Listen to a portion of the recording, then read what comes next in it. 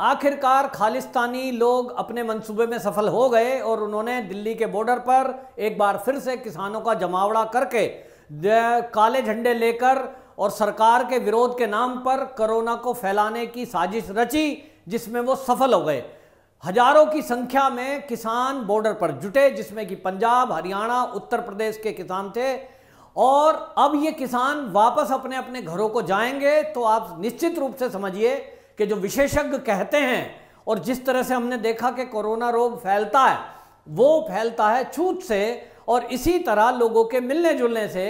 आज के आंदोलन में जितने किसान नेता ये इकट्ठे हुए, जितनी भीड़ इकट्ठी हुई, कोई कोरोना में मास्क नहीं लगा रहा था, ना सोशल डिस्टेंसिंग का पालन कर रहा था। सवाल ये उठ रहा है कि जो देश की सुप्रीम कोर्ट और हाई कोर्ट आम जनता को लॉकडाउन और नियम पालन करने के लिए निर्देशित कर रही थी, सरकार के नुमाइंदे जहां पकड़ पकड़ कर पुलिस पिटाई कर रही थी अगर कोई सड़क पर निकल जाए, और किसी ने मास्क नहीं लगाया तो दिल्ली सरकार ने 2000 रुपए का चालान काटने का अभियान चलाया, जो अभी तक जारी है। लोगों के, गरीब आदमियों के 2-2 हजार रुपए के चालान काट दिए गए।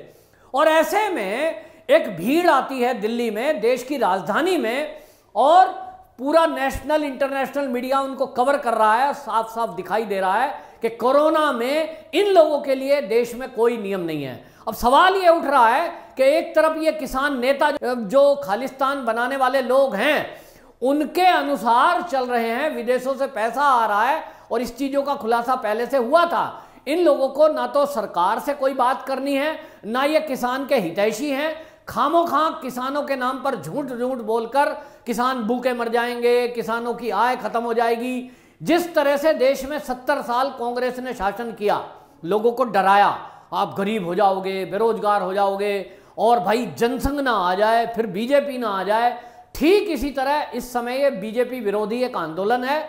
जो भी नेता हैं, हमने देखा है कि पंजाब के अंदर, हरियाणा के अंदर हमने देखा ये खाली बीजेपी का विरोध कर रहे हैं, बीजेपी का विरोध कर रहे हैं। और बीजेपी के विरोध के लिए ही राकेश टिकैत जैसे नेता वो तो घोषणा कर देते हैं कि यह आंदोलन 2024 तक चलेगा, और वो कहते हैं जून जुलाई में ये बिल वापसी हो जाएंगे।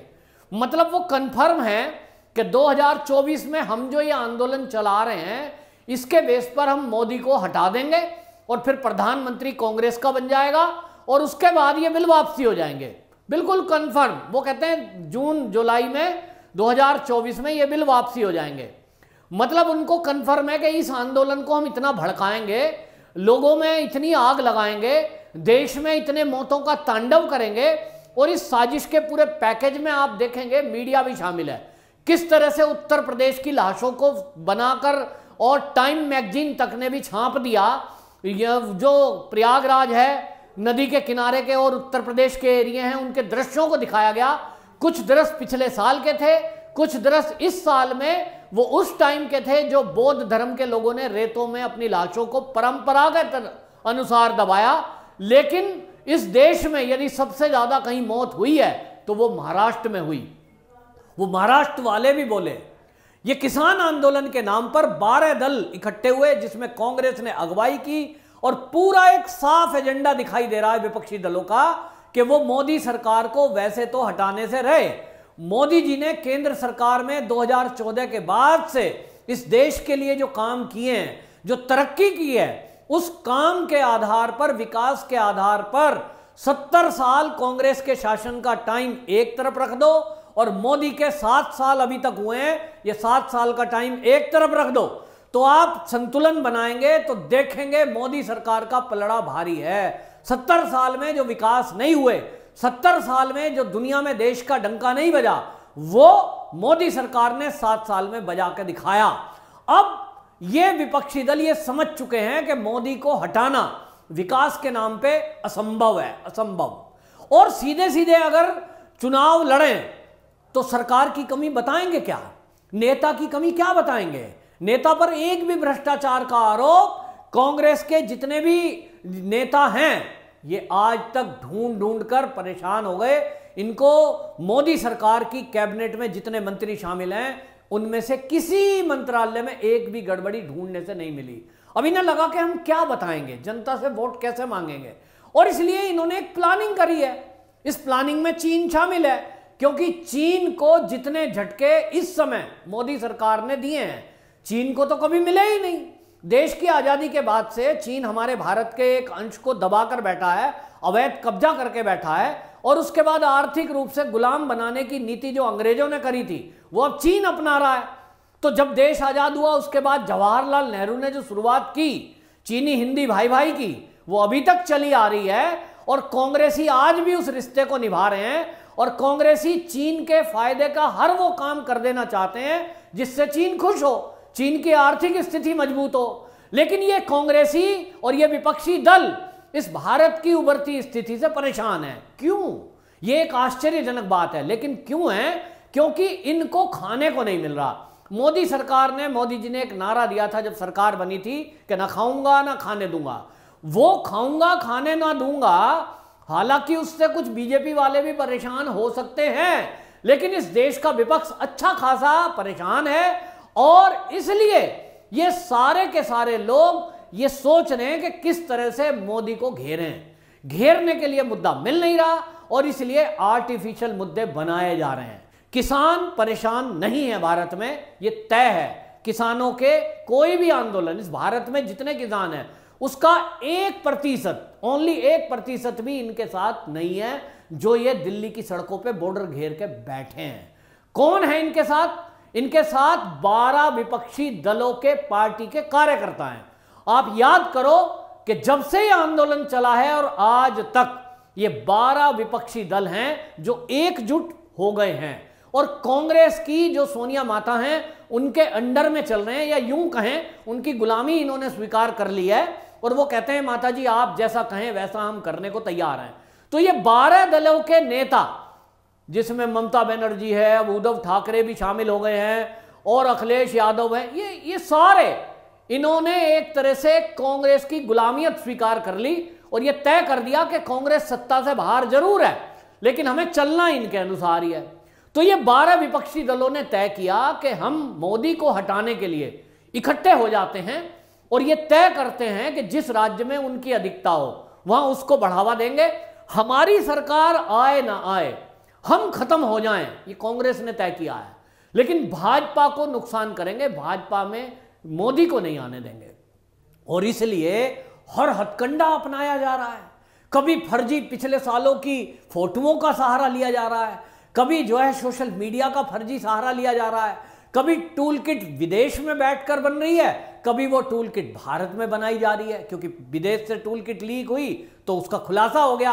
अब कांग्रेसियों ने भारत में टूल किट बनाई है, ऐसा कहा जा रहा है। उसकी जांच हालांकि चल रही है, जांच के बाद पता चलेगा कौन लोग इसके पीछे थे। तो ये सारे के सारे 12 विपक्षी दल जो हैं, इनके नाम याद कर लो, और इन्हीं के कार्यकर्ता इस भीड़ में शामिल हैं। करना क्या होता है? कुर्ता पजामा पहन लो और पैंट कमीज पहन के एक हरी टोपी लगा दो जिस पे लिखा हो किसान नेता, बस बन गए किसान नेता। ये केवल आर्टिफिशियल नेता हैं।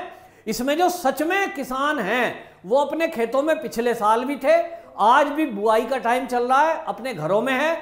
गिनती के राजनीतिक दलों के लोग, जैसे उत्तर प्रदेश है तो वहां लोकदल पार्टी है जो कांग्रेस के समर्थन में चलती है हमेशा, वो समाजवादी पार्टी के लोग और कांग्रेस के पार्टी के लोग ये मिलकर के भीड़ इकट्ठा कर देते हैं। और अब इन्होंने योगी जी को बदनाम करने का बीड़ा उठाया है। 2022 में योगी जी का चुनाव है, तो आप देखिए पूरे भारत में जितनी मौतें हुई वो सबसे ज्यादा अगर कहीं मौत हुई तो वो महाराष्ट्र में हुई, दिल्ली में हुई, पंजाब में हुई। लेकिन खबरें कहां की आई? उत्तर प्रदेश की संगम के किनारे की। ये जो नदी के किनारे, गंगा जी के किनारे जो अंत्येष्टि की गई बौद्ध धर्म के द्वारा, ये पूरे भारत में की जाती है। दिल्ली के अंदर भी मेरे पास ऐसी वीडियो है जिसमें बीसियों डेड बॉडियों को मट्टी का तेल और ज्वलनशील पदार्थ डालकर, लकड़ी नहीं थी, मेरे पास वीडियो है कि वो मट्टी का तेल डालकर उसमें आग लगा दी, क्योंकि वो लावारिस लाशें हैं, कोई लेने हॉस्पिटल में नहीं आया। लेकिन क्योंकि उसकी वीडियो सोशल मीडिया पर जो हुई वायरल, मीडिया मैनेज है तो मीडिया उसको नहीं दिखा रहा। यमुना नदी जो दिल्ली में बहती है, इसके किनारे भी इसी तरह की डेड बॉडियां दबाई जाती हैं। जो बौद्ध धर्म के जानने वाले हैं, मानने वाले, वो यहां भी इसी काम को करते हैं। लेकिन इसको नहीं दिखाएंगे, महाराष्ट्र में नहीं दिखाएंगे, क्योंकि मीडिया को मैनेज करना आजकल में ये एक बहुत बढ़िया मैनेजमेंट हो गया है। और मोदी जी शायद इस काम में या तो फेल हैं या तो जानबूझ के नहीं कर रहे, या इनको ऐड के नाम पर देश की जनता की गाड़ी कमाई जो टैक्स पेयर की है उसको लुटा नहीं रहे। नहीं तो केंद्र में मोदी जी हैं।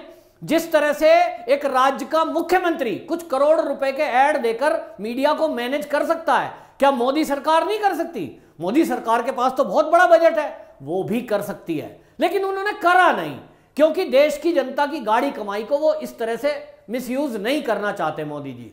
लेकिन अब ये किसान आंदोलन के नाम पर इस तरह से मोदी सरकार को घेरने की साजिश करेंगे कि ये पूरे भारत में जब कोरोना की लहर डाउन हो गई उसको दोबारा बढ़ाने के लिए फिर से चीन के इशारे पर फर्जी आंदोलन के नाम पर, फर्जी विरोध के नाम पर दिल्ली में जुटे, जहां 500 मौतें के इस किसान आंदोलन के बीच में बॉर्डर पर हो चुकी हैं, जिसमें 300 से ऊपर कोरोना के लोग हैं जो मरे हैं। लेकिन ये कोरोना महामारी को फैलाने में फिर से आप देखना, इस आंदोलन के बाद जब उत्तर प्रदेश में ये लोग लौटेंगे और हरियाणा में, राजस्थान में और पंजाब में लोग लौटेंगे, फिर से एक बार वो लहर बढ़ेगी। और ये बीमारी को फैलाने का एकमात्र अगर कोई दोषी होगा तो ये किसान नेता होंगे। सुप्रीम कोर्ट को चाहिए कि तत्काल इन नेताओं को, जिन्होंने कानून की धज्जियां उड़ाई, सोशल डिस्टेंसिंग का पालन नहीं करा, भीड़ इकट्ठी करी, नियम तोड़ा, इनके खिलाफ कार्रवाई करे। वंदे मातरम।